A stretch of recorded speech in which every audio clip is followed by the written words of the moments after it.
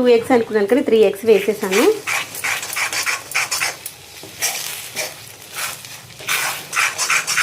ఇది కొంచెం కుక్ అవ్వనిద్దాము.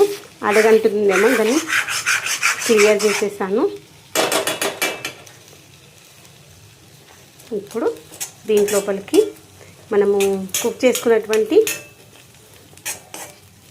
ఈ యొక్క బ్రోకలీ, తర్వాత వచ్చేసి క్యాప్సికమ్, ఆనియన్స్ కదా అది కూడా వేసేసి ఇలా ఒక్కసారి అనేసి కొంచెం ఆయిల్ వేసుకుందాము.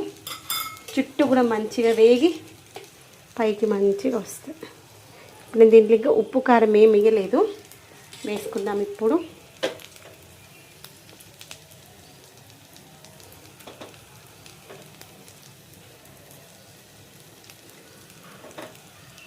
సేమ్ మనకి ఆమ్లెట్ లాగా మంచిగా వస్తుంది. అది కొంచెం కింద వేగనిద్దాం. ఇదిగోండి, ఇప్పుడు దీంట్లోకి వెళ్ళి మనము ఆమ్లెట్ లాగా ఇలా వేద్దాం.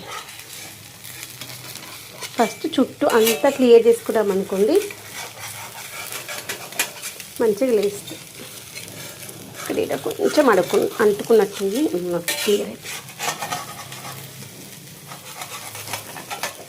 దీన్ని కొంచెం కుక్ అవ్వలేనట్టుంది, అందుకే లేస్తలేదు. అందుకని ఇంత మంచిగా ఉంది చూసారా ఆమ్లెట్. టర్న్ చేసేసాను. టర్న్ చేసిన తర్వాత ఇంకొంచెం కారం వేసుకుందాము. కారం ఇలాంటి బాటిల్లో వేసుకున్నాం అనుకోని మన చేతికి అంటారు, ఈజీగా వచ్చేస్తుంది.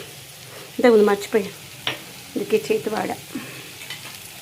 తర్వాత ఇప్పుడు ఈ స్టేజ్లో ఇలా అన్నాం అనుకోండి, 4 పాటలుగా సపరేట్ అవుతుంది. తలా ఒక ముక్క తినొచ్చు. తర్వాత మంచిగా ఉడికిపోతుంది. చూసారా ఇంత మంచిగా ఆమ్లెట్ లాగా వచ్చిందో ఇలా ఉంటుంది అన్నమాట. ఈరోజైతే మన ఇంట్లో మనము ఆమ్లెట్ చేస్తున్నాను. ఇది నార్మల్ ఆమ్లెట్ కాదు, యమ్మీగా ఉండేటువంటి హెల్దీ ఆమ్లెట్ అన్నమాట. కొంచెం పెప్పర్ పౌడర్ చల్లుకుందాం, బాగుంటుంది. కొంచెం స్పైసీగాను, కొంచెం టేస్టీగాను, కమ్మగా ఉంటుంది.